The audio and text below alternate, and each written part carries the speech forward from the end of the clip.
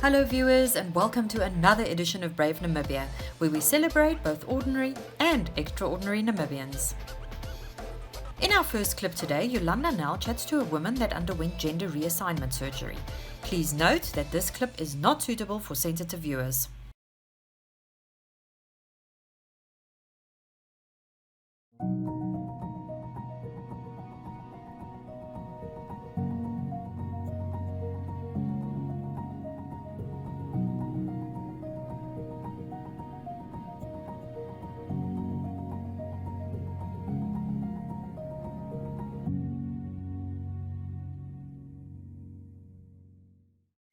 Tell us about your journey. Well, it's a very long journey, but I think in the scope of being happy with your life, it's actually a tiny, tiny little part. And, before we get to my journey, I sometimes get so confused when people that transition say that they're born again, it's a new life. For me, I just see it as this tiny little blip in my life, right? Fixed a little thing, and then I could continue. But that little thing actually made a huge difference, where I could be myself and live as myself and gain confidence. So I was born in Namibia and raised here to an Afrikaans family, quite conservative, never really fitting in at school. Always being teased for being different, for being feminine, for liking to play with dolls from a very, very young age. Playing dress up, things like that. When I had male friends, we would play make pretend. I would always want to be the wife. So from this very earliest stage, it was there. But as I grew older, I thought, it's not possible. How can it be done? Because back in the 80s, in Namibia, it wasn't in books or magazines. There was maybe once in a while, like something in a high school about a transvestite or someone that sort of, I think, confused people more than the good it did. And I thought, well, I like men, so I must be gay. And I tried it. I tried really hard to be a gay man. And I've heard I was a very attractive gay man, which is kind of funny. But anyway, throughout school, high school, and I didn't have many gay relationships. But in the relationships, I never felt like I belonged. It was always a difficult thing because my partner would want me as a guy, but I would want to be with him as a woman without consciously knowing I want that. In hindsight, now I know exactly. But back then, it didn't work for me. And then I moved to Swakop, got a job there, and didn't have a lot of friends. So I had a lot of time for introspection and thinking how I feel about things and my life. And then I realized, to be happy, I have to transition. I'm living in a movie and I'm watching someone else playing me, portraying me. It's not me being there, being consciously there. Did research, and medical help. This was 2009, was almost non-existent. It's still pretty non-existent for trans people here. Although a lot of doctors have spoken to me because they know my journey, and I assist them as far as I can. So went to Swakop, tried things, all sorts of things to transition. Medical transition is very difficult, or was difficult, near impossible back then, to get hormones, to get a therapist that can assess you, to agree to prescribe hormones use. Very difficult. It's still almost impossible.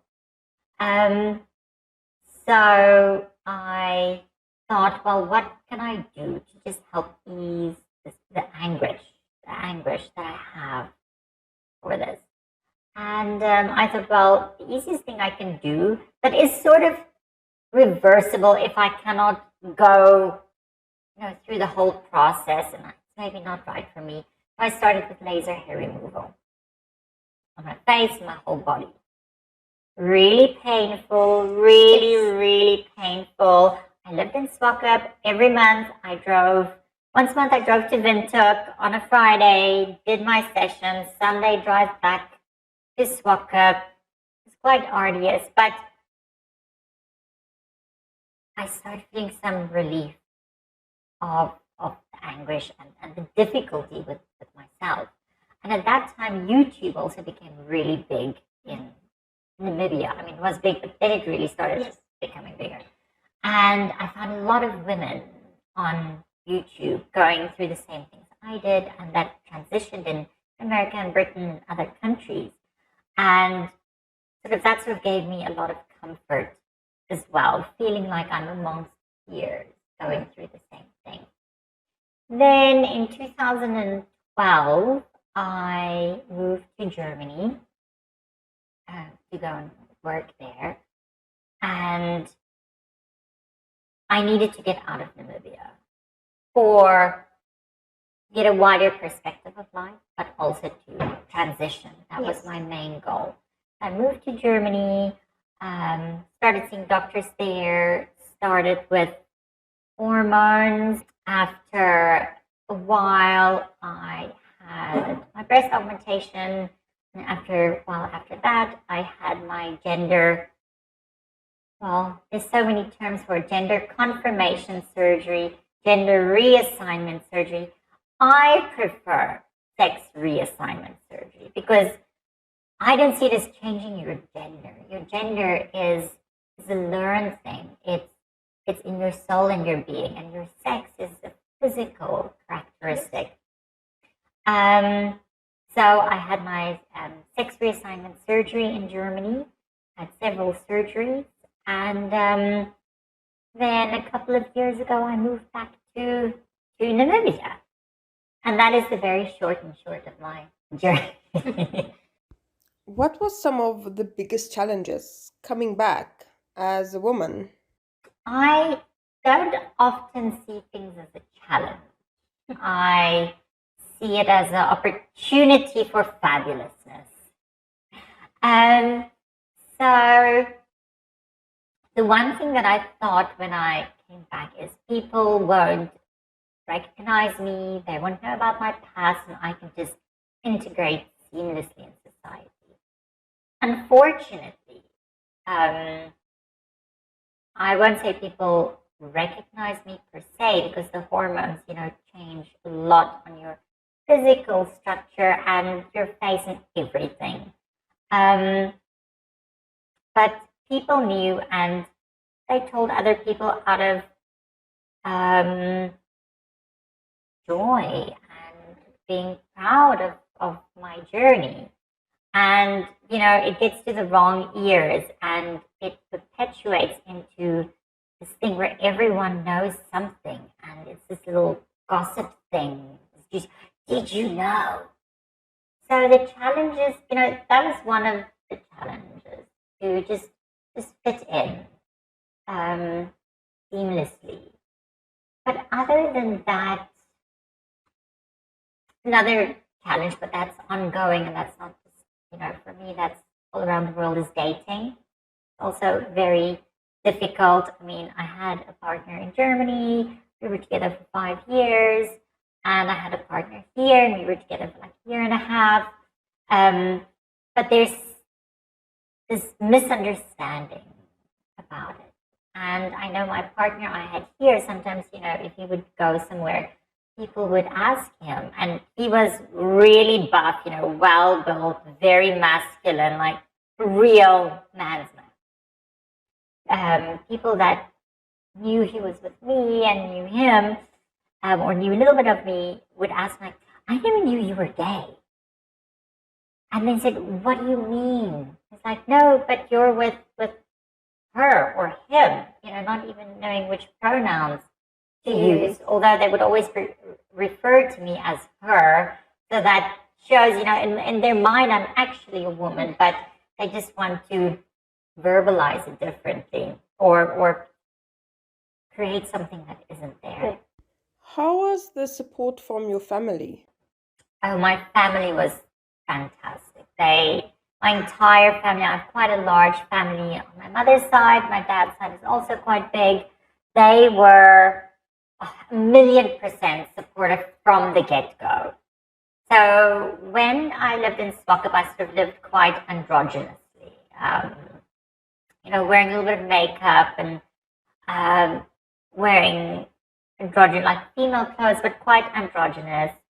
And when I moved to Germany, shortly after I moved there, I wrote them a letter and said, this is how I feel and this is my life. And I cannot go on living in a movie. I have to be myself. To be myself, I have to go through this process. And it doesn't change who I am per se. It just strengthens who I am and brings it out even more. My mother wrote me an email and my dad wrote me an email, and they were 100% supportive. I mean, my mother knew it. Mothers know. And my dad probably also suspected it, but, he couldn't put his finger quite on it. But I was quite surprised, happily surprised, like them being quite very conservative and, typical Afrikaans sort of upbringing, totally supportive. And then obviously, more and more of my family, I told them, and everyone is just so supportive. I mean, it's been 10 years since I, sort of started transitioning, almost completed back then the transition. And yeah, it's not really a topic that we talk about. It's not something that we avoid. It's the elephant in the room. But I'm the daughter, and I'm in the family, and it's not something sort of that we have to discuss. What is your advice to those living in Namibia, being uncertain, not getting the help they need, especially in the medical industry? First, I would say, speak to a therapist and hear what, if it's really like that, because often it's a thing of, it's not a kink, but just finding satisfaction in wearing clothes of the opposite gender. And you can do that without transitioning, because, a lot of things, once you start transitioning, it's very difficult to go back. So male to female, start taking hormones, you have breast growth, they will always be there. They won't go away if you decide to stop transitioning. Yeah. If you transition from female to male, as soon as you start taking testosterone, your voice will break. I want to say, surround yourself with people that care for you. But it can also be a bit of a problem if, everyone is in the same difficult situation, because it can bring you down. It can be a downward spiral. I want to thank you for doing this interview with me. I know it's not always easy, especially living in a country like Namibia where these things are still frowned upon. So from the bottom of my heart, thank you for talking to me. Thank you for asking me for this interview. I was a little bit hesitant in the beginning, as you know, because just the stigma that still comes with it, and the safety aspect.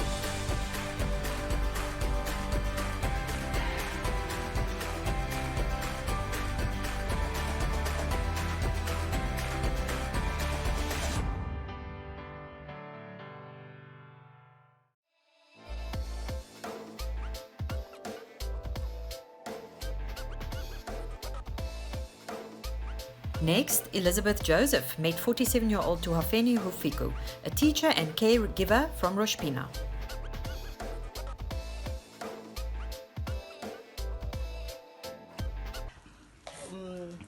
Paid 9 kids from 2017 and 2018 33 and 2019 is maybe 40 at the end of 2020 the kids were going with their parents, but the parent is help me small 200 150 100 whatever, but some kids no food, I'm striker, no food, no products, no milk, no nappy, I'm striker, no order my home. For if your food is cold, I make it hot, nothing oven. I'm struggling serious. And what time is do the parents drop the kids off? Oh, 5 In the morning 5 in the morning until? until 8 or 9 evening. Yeah. And do the kids sleep here? They play here, everything? Yeah, they don't sleep here. Two or three. Some parents even working a night shift. Some kids are sleeping here. Oh, Yeah. okay. But come at 5 o'clock or 5, 6, 7 is come here. But some kids going on 2 o'clock. Some kids even here. Activities here. That one is for 3 o'clock is going. But let's just going on 5:30 or like I'm already here, 5:30. Okay, and what is your dream? What is your dream for this place? What do you want? Oh, I need the building. I need a building for 2 classes and material also. And toilets, small toilet, the big toilet I make a structure there, but it's not finished. No baby. I'm struggling for the baby. And mattress, big mattress here, blanket, oven, sanitizer, whatever. Post and toys for the kids. Yeah, toys And for- saddle here. or like a shadow, you know? Yeah, like a saddle, big saddle. Yeah.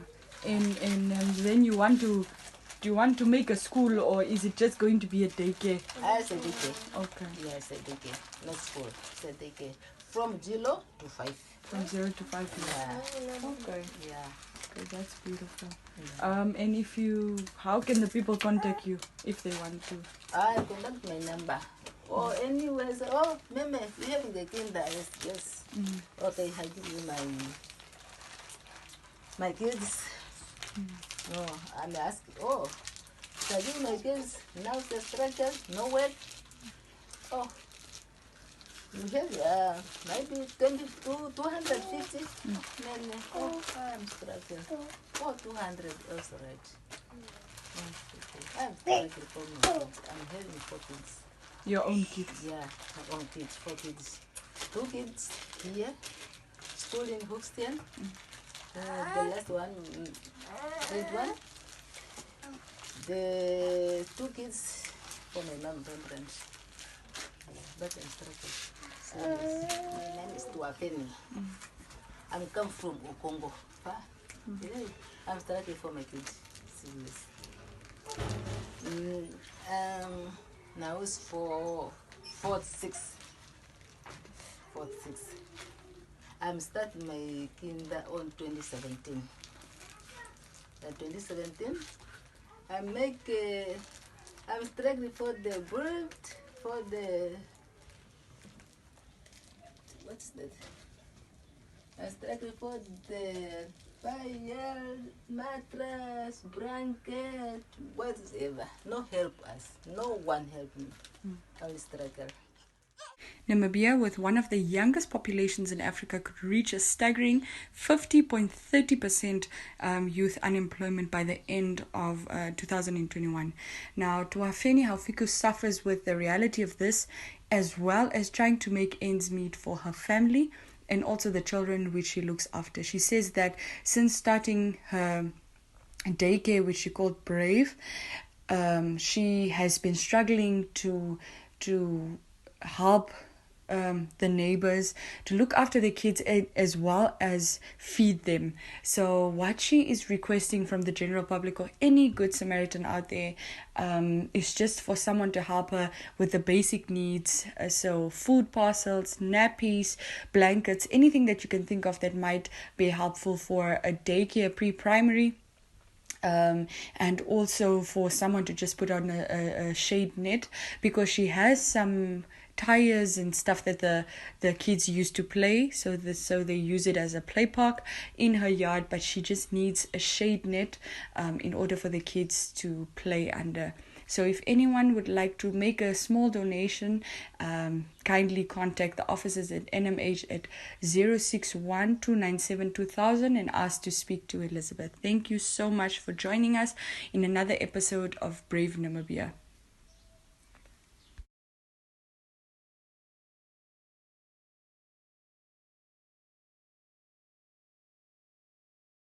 The 2018 National Labour Force Survey results point to an increased need to address youth unemployment, which is estimated to have increased from 43% in 2016 to 46% in 2018. The most recent figures from the Namibia Statistics Agency indicate that the country's overall unemployment rate dropped slightly from 34% in 2016 to 33.4% in 2018. Furthermore, insufficient information from the communication technology network infrastructure nationwide poses a big challenge to youth development.